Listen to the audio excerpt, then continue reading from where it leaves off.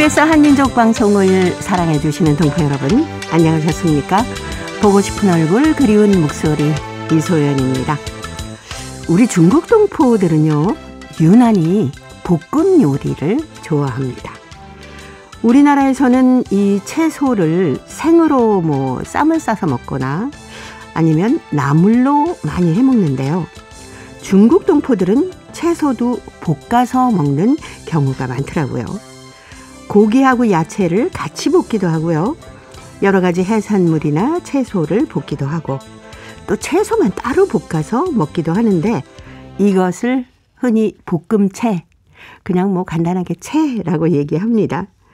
중국에서 볶음 요리를 즐겨 먹는 거는 다양하게 한 번에 즐길 수 있기 때문이라고 하는데요. 그리고 보니까 중국의 볶음 요리가 우리나라의 비빔밥하고도 조금은 비슷한 점이 있지 않나라는 생각이 들더라고요. 다양한 재료를 한꺼번에 즐길 수 있는 그 점이 참 비슷한 것 같아요. 자, 그래서 오늘 첫 곡은 주현미의 노래로 준비해봤습니다. 야래향.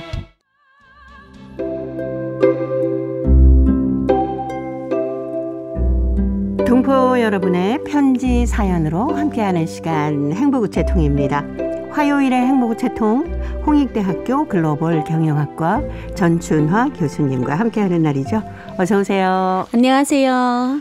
진짜 볶음 요리 좋아하시더라니까요. 맞아요. 네. 저희는 사실 제가 강의할 때도 그러거든요. 네. 주식은 보통 우리가 생각했을 때 밥이나 쌀이나 네네네. 이게 주식이고, 예. 그다음에 이제 반찬은 한국 보통 밑반찬, 네. 아니면 이렇게 한 가지 단 메뉴로 먹잖아요. 네. 근데 중국 같은 경우에는 다양한 요리를 먹는데 그 요리가 대부분 다 볶아서 나옵니다. 그러니까요. 네, 볶아서 나오고 그 밥보다는 요리를 더 많이 먹습니다. 네. 그런 차원에서 보면 요리가 주식 역할을 하는 거죠. 그렇죠. 네. 네. 그래서 볶음 요리가 너무 다양하다 보니까 지역마다 굉장히 차이가 있고, 지역에 나온 특산물을 가지고 지지고 볶고 찌고 하는데 네. 볶은 시간이 제일 짧기 때문에 그렇죠. 제일 많이 사용하는 방법 중에 하나입니다. 네. 고기나 해산물, 채소 할 것 없이 거의 기름에 탁 볶아서 맞아요. 주시기 때문에 저는 또 원래 이렇게 볶음 요리를 좋아하거든요. 네. 그래서 저는 중국식 어떤 식당에 갔을 때 볶음 요리가 나오면 정말 기분 좋습니다. 맞아요. 중국은 우리가 볶음 요리를 하면 육류나 해산물이나 익혀서 먹어야 되는 걸 네. 보통 생각하는데, 저희는 이제 웬만한 걸 다 볶아서 먹거든요. 네. 그러다 보니까 날 것보다는 익혀서 먹는 습관. 네. 그리고 원래 동포들은 볶아서도 먹지만 한국처럼 사실 날 것도 먹거든요. 그중에 저희들 제일 많이 먹는 게 콩나물. 콩나물 네. 볶음 콩나물. 요리, 네. 또 쑥주 볶음 요리, 네. 그리고 토마토가 보통은 저희들 탕으로 많이 먹지만 볶아서도 많이 먹습니다. 큰 토마토와 계란을 네. 볶아서 안에 설탕과 어떤 토마토는 잘 익히지 않으면 새콤하거든요. 네. 근데 새콤 맛이 좀 덜하다 하면 식초를 좀 넣습니다. 그래서 새콤 달콤 맛으로 토마토를 드시면 굉장히 영양가가 좋다고 합니다. 그렇죠. 네. 토마토가 익혔을 때 영양가가 더 올라간다고 하니까. 네, 맞아요. 네. 그런 것도 먹고, 한국에서는 저는 토마토 볶아서 드시는 경우 종종 어쩌다가 보는데, 네네네. 저희는 오이도 볶아 먹거든요. 그렇죠. 오이랑 예, 계란. 오이도 볶아 먹고요. 오이랑 계란을 볶아서 이제 먹는 경우가 굉장히 많아요. 그래서 네. 저 같은 경우에는 우리 집은 중국식 오이는 볶아서 먹고, 네. 그다음에 조선 오이는 네네. 이제 장에 찍어 먹거나, 그렇게 하는 날로? 경우가, 네. 맞습니다. 예. 근데 저는 보니까 또 가지 요리도 굉장히 많던데요. 맞아요. 저는 오기 전에부터 가지 요리를 정말 다양하게 먹었거든요. 네. 가지를 그냥 쪄서 된장에다가 이렇게 무쳐 먹는 경우도 있고, 하고. 아니면 그냥 쪄서 간장 소스에서 네, 무쳐 먹거나, 새콤하게. 그리고 또 가지를 기름에 약간 이게 튀겨가지고 네. 다시 볶으면 정말 이게 삼선 가지라고, 맞아요. 지삼선이라는 요리 혹시 드셔보셨나요? 네네네네. 네, 그게 감자, 굉장히 가지, 맛있더라고요. 그리고 피망 큰 거. 네. 또 그것도 있고, 또 가지를 우리가 중국어로 위샹茄子라고 하는데, 네. 물고기 모양처럼 이렇게 채를 이렇게 썰어서 네. 가지는 가지인데 약간 보면 물고기 같아요. 그럼 거기에다가 고기 소스를 좀 얹혀서 하면 말하다가 막 군침이 나네요. 근데 가지가 정말 다양하게 중국에서 네. 요리로 많이 사용합니다. 네. 그 가지가 또 영양가가 있지 않습니까? 맞습니다. 그 보라색 그 식품들이 영양가가 그렇죠. 많잖아요. 그러니까 저희가 이제 야채를 먹을 때 다양한 칼라를 먹어라 이렇게 교육을 받았기 때문에 항상 이 푸른 색깔 칼라뿐만 아니라 당근, 그 자주색 되는 그냥 가지 그리고 노란색 나는 뭐 요리, 그러니까 하얀색 나는 그 브로콜리도 사실 푸른색도 있지만 큰 브로콜리는 또 하얀색 나거든요. 네, 맞아요. 하얀 브로콜리 맞아요. 그래서 다양하게 요리가 올라오니까 이걸 다 볶아서 이제 따로따로 이제 자기만의 어떤 요리를 만들어가는 거죠. 예. 근데 우리나라에 왜 비빔밥이라는 거 있지 않습니까? 네. 거기에 밥 위에 뭐 여러 가지 나물들을 쭉 올리고 거기에 또 계란이 들어가잖아요. 맞아요. 이거 생각하면은 그 중국에서 채소를 볶을 때 계란을 함께 섞어서 볶아서 먹는 거하고 약간 비슷하지 않나라는 생각도 들어요. 밖에서 볼 때는 비슷하지 않아요. 전혀 다른 건데 일단 위에 들어가면 다 믹스되니까 어떻게 보면 더 비슷하지 않을까. 그래서 볶은 한국의 비빔밥이 중국에서 인기 있는 이유가 있습니다. 그러니까 중국 분들이 밥을 먹을 때 다양한 그 요리를 좋아하는데 한국 비빔밥 받침 웰빙.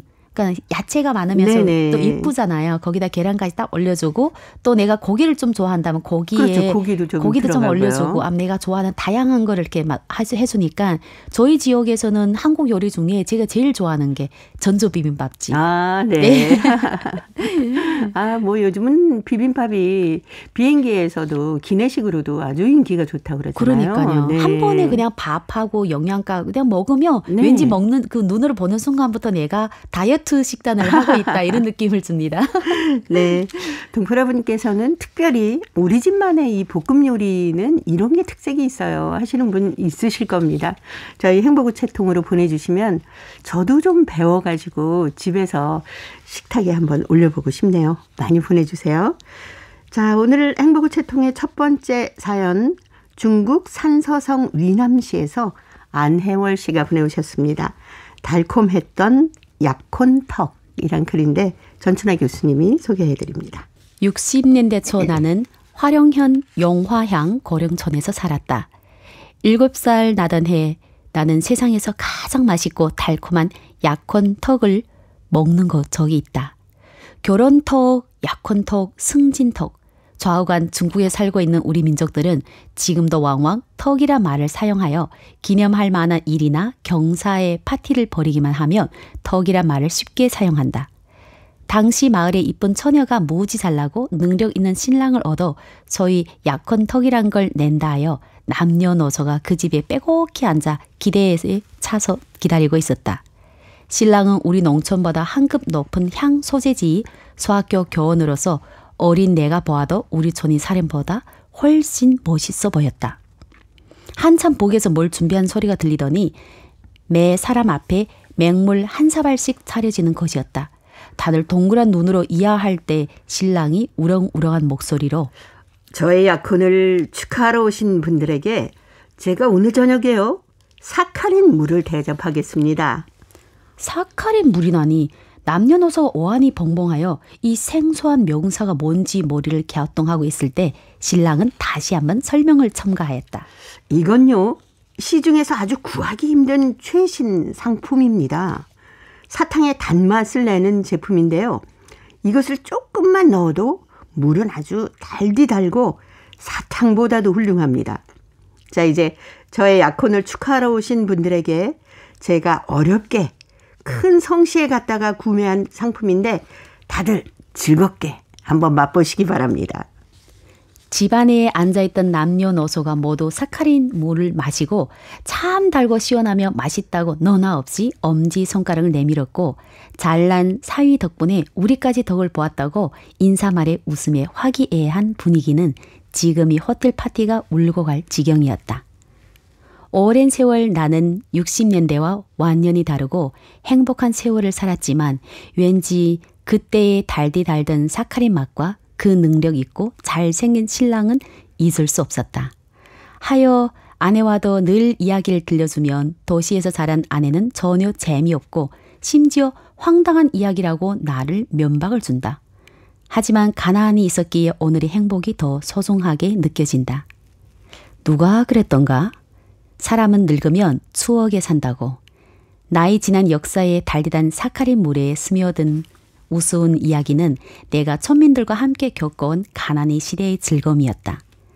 나는 7살 때 사카린을 알았고 지금도 설탕 사카린 구분과 용도를 정확하게 알며 더욱이 때로는 보잘것없는 것에도 그 어떤 심오와 깨우침이 있다는 것을 느끼게 된다. 네. 참 우리 민족은 한턱 내기 참 좋아하죠. 맞아요. 제 기억에 네. 그냥 어릴 때는 그런 것 같아요. 오늘 가면 뭔가 식사를 하고 계세요. 그래서 네. 무슨 일인가 하면 날씨가 좋아서 한턱 내고 드시고 또 네. 어떤 날 가면 생신인가 이러면 비가 와서 아무튼 너무나 많은 이유가 있고 당연히 네. 생신이나 뭐 큰 명절일 때는 더 북적북적하는 거죠. 그러니까요. 그러면서 뭐 기분이 좋아서 또 한턱 내고. 맞아요. 아, 우리 딸이 아주 좋은 성적을 받았대. 그래도 그러면 또 아유 한턱 내요 하면 맞습니다. 당연히 또 모여서들 맛있는 음식 만들어서 드시고 하지 않습니까? 제가 그 연변에 갔을 때 네. 그때는 축구팀이 있었거든요. 예. 축구팀을 축구 차기 전부터 이 축구팀 응원을 위해서 술을 마셔야 된대요. 그래서 한턱 내고 이 사람 한턱 저 사람 한턱 하면 네. 축구 찰 땐 당연히 마시는 거고 그럼 축구를 찾는 이겼어요. 그러면 네. 더 많이 같이 그렇죠, 턱을 당연히. 내고 네. 또 축구를 찾는 졌어요. 그러면 또 턱을 내야 돼요. 네. 결국은 꼭 이길 뭔가면 거야 하면서. 결국은 어떤 사람들은 보면 네. 그냥 하루 건너씩 턱을 내고 계시더라고요. 근데 약혼턱이라고 했는데 네. 이제 약혼한 것을 기념으로 해서 기분 좋으니까 이제 한턱 내는 건데 네. 이 사카린 물을 한 대접씩 준비했다는 거 60 상상해 보니까 너무 재밌어요. 지금 생각하면 네. 굉장히 우리가 생각했을 때 그래도 한턱 뭔가 이렇게 예. 밥을 대접하거나 예, 음식을 좀 준비해야지. 준비해야 되는데 그 시대는 60년대가 사카린을 아마 사람들이 모르잖아요. 그렇죠. 모르기 때문에 귀한 것을 아까 읽을 때 보니까 성에 가서 향도 네, 아니고 큰 성에 도시에 가서 네. 구해서 이제 모든 천민에게 그러면 그 값어치는 작은 값어치가 아니에요. 네. 그렇기 때문에 그 살고 있던 그 주민들도 엉뚱하지만 나 오늘 정말 사카린 난 것을 맞은 것 같다. 네. 아마 평생 누구도 못 잊어버릴 것 같아요. 설탕보다 뭐 조금만 넣어도 단맛을 내주기 때문에. 맞습니다. 예. 근데 중국 동포 분들은 약혼식을 보통 어떻게 합니까? 저는 이제 어렸을 때 약혼식을 네. 많이 참여한 적이 있는데 저한테는 이제 약혼식 하면 맛있는 걸 먹는 날이거든요. 보통은 약간 여자나 아니면 남자가 남자 집에서 한다면 굉장히 시집 오는 여자가 자랑을 네. 하고 싶은 거예요. 네. 그래서 우리 집에 이렇게 좋은 며느리가 들어올 거다. 어떤 약혼식은 그냥 친척 안에서 하는데 어떤 집 약혼식은 동네에 많은 주민들 불러드립니다. 부르기도 하는군요. 예, 불러서 결혼식이 아니지만 식사 자리를 마련하고 이제 소개를 하는 거죠. 그러면 네. 외모부터 칭찬부터 성격 사실 그렇죠. 그냥 몇 초 만에 성격도 파악이 되고 또 그 약혼식 하면 여자 남자 가만히 있는 거 아니라 막 대접을 같이 해야 되잖아요.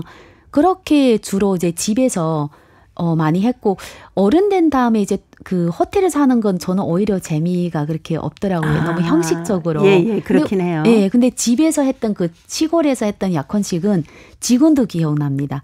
그나마 제일 거기에서 반듯한 옷을 입고 나와서 이제 예비 신랑 신부죠. 그다음에 같이 이렇게 얘기하고 모든 사람들이 덕담을 해주시고 결혼식하고는 좀 약간 차이가 있지만 그래도 너무 맛있는 거 입이 즐거워서 그리고 막 상상하는 우리 아지미가 오겠구나 막 네, 그런 생각하니까 좋았습니다. 네, 비슷하네요. 한국에서도 네. 약혼식 하면 주로 이제 여자네 집에서 하게 돼 있거든요. 저희는. 예. 그래서 이제 예비 신랑 신부가 한복 같은 것을 아주 예쁘게 입고 네. 가운데 딱 앉고요. 네. 그 주변에 이제 양가의 부모님 앉으시고 양가 친척들이 다 모여 앉아서 네. 서로 인사도 하고 이제 상견례와 비슷한 네. 미리 인사를 하는 네. 그런 거거든요. 뭐 이름 그대로 약혼. 결혼을 하기 전에 약속을 하는 의미로 맞아요. 갖는다 해서 뭐 조그만 반지 주고받고 뭐 그리고 노래도 부르고 맛있는 거 음식 먹고 뭐 이렇게 지내거든요. 저는 반지 그것까지 못 본 것 같아요. 그런데 일단 약혼식 하게 되면 네. 많은 맛있는 것도 있지만 사람들이 막 모여서 네. 너무나 즐겁게 그렇죠. 그리고 아까 얘기처럼 남자 집에서 결혼식을 올리니까 네. 여자 집에서는 그래도 결혼식이 아니지만 이제 네네. 결혼을 한다는 걸 공지하는 그렇죠. 네, 그런 자리라서 지금 생각하면 어릴 때 그 추억이 참 좋았던 것 같습니다. 저도 어릴 때 이모 약혼식에 이렇게 앉아서 보면서 나는 커서 어떻게 하나 막 맞아요. 그런 상상도 하고 그랬던 네. 기억이 나네요. 박상철이 노래합니다. 잔칫날. 화요일의 행복우체통 홍익대학교 글로벌 경영학과 전춘아 교수님과 함께하고 있습니다. 자, 오늘 두 번째 사연 중국 길림성 도문시 리성림 학생이 보내왔습니다. 어머니 절에 있었던 일이란 글인데 제가 소개해 드릴게요. 올해 어머니 절이었습니다. 내가 학원을 마치고 집에 돌아와 보니 어머니는 힘들어서 침대에 누워 계셨습니다. 어머니 힘드세요? 그러자 어머니는 하루 종일 일을 해서 많이 피곤하시다고 했습니다. 하여 나는 어머니한테로 다가가서 어머니에게 안마를 해드렸습니다. 나는 어머니의 발을 살살 주물러 드렸습니다. 어머니, 아프면 얘기해 주세요. 내가 힘을 세게 하면은 어머니가 아파하실까 봐 조심조심 안마를 하였습니다. 아이고, 괜찮다, 괜찮아. 근데 좀 더 힘을 주어서 하면 좋겠구나. 나는 어머니 말씀대로 힘을 좀 더 주면서 발을 꾹꾹 눌러드렸습니다. 그러자 어머니는 무척 시원해 하시면서 칭찬까지 하시는 것이었습니다. 아이고, 내가 우리 아들 덕에 참 시원하네. 철이 다 들었어, 이제. 어머니는 행복해 하시면서 미소를 지었습니다. 어머니가 행복해 하시는 모습을 보니 내 마음도 흐뭇했습니다. 어머니 절에 어머니께 기쁨을 드릴 수 있어서 나도 즐거웠습니다. 나는 오후에도 어머니께 안마도 자주 해드리고 어머니의 말씀도 더 잘 들어야겠다고 생각했습니다. 하여 어머니께 더 큰 기쁨을 드리겠다고 다짐했습니다. 라는 글을 보내왔습니다. 이제 소학교 4학년입니다. 리성림 학생.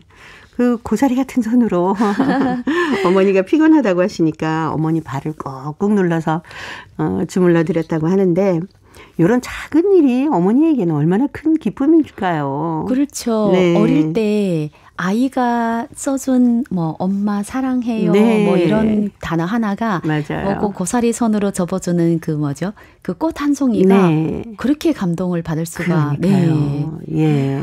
그때 어릴 때 보통 쓰면은 막 글씨들이 삐뚤빼뚤하지 않습니까? 맞아요. 그 삐뚤빼뚤한 글씨로 어머니 뭐 저희들을 건강하게 키워주셔서 감사합니다. 뭐 말 잘 들을게요. 뭐 이렇게 써서 보낸 그 작은 그 카드가 정말 가슴이 뭉클했던 그런 기억이 많네요. 저는 그 아이가 유치원 때 초등학교 네. 때 그거를 잘 한 것 같습니다. 그래서 네네. 학교에서 많이 유치원이나 학교에서 교육을 하기 때문에 아이들 정말 어버이날을 생각하고 선물을 하는데 네. 어른 되면 될수록 학교에서 그거를 이젠 다 알겠으니까 뭐 그렇게 특별히 강조 안 해 그런지 그렇죠. 기대를 하고 있는데 그냥 아무 느낌이 없으면 약간 물론 섭섭하기도 하고요. 섭섭하죠. 예.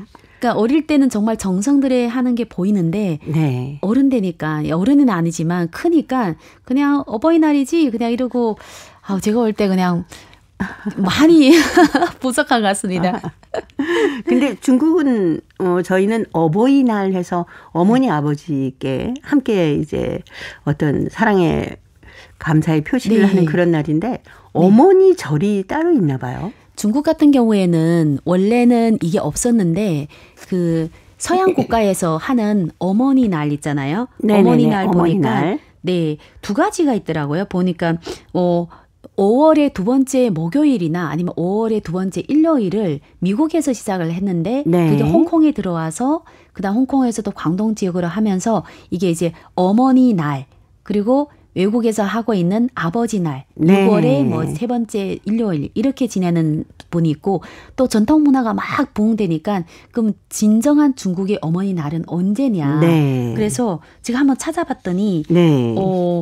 그 6월 6일 날로 이게 중국의 그 뭐죠? 중국에 있는 그 신화 속의 인물이겠죠. 그래서 네. 황제와 이분이 결혼하는 날이라고 지정되어 있더라고요. 근데 네. 저는 사실 이걸 잘 몰랐습니다. 그래서 이 날을 우리가 지역에서 일부 중화 민족의 어머니를 숭배하는 날이다. 네. 이렇게 해서 행사를 하는 분들도 있고 또 맹모의 어머님 네네네. 탄생일을 예. 또 어머니 날이다. 이렇게 지정해서 활동을 하고 계십니다. 그래서 도대체 어머니 날을 어느 날로 할까? 그러니까요. 근데 지금 이렇게 전통 교육을 하는 걸 이렇게 찾아보니까 6월 6일을 오늘인데요. 어머니 날로. 6월 예, 그러니까요. 6일이면. 네. 예, 어머니 날로 해서 아마 이 친구도 학교에서 교육을 받고 중국식이 어머니 날을 지정해서 얘기하지 네. 않았을까 그렇게 생각합니다. 그러네요.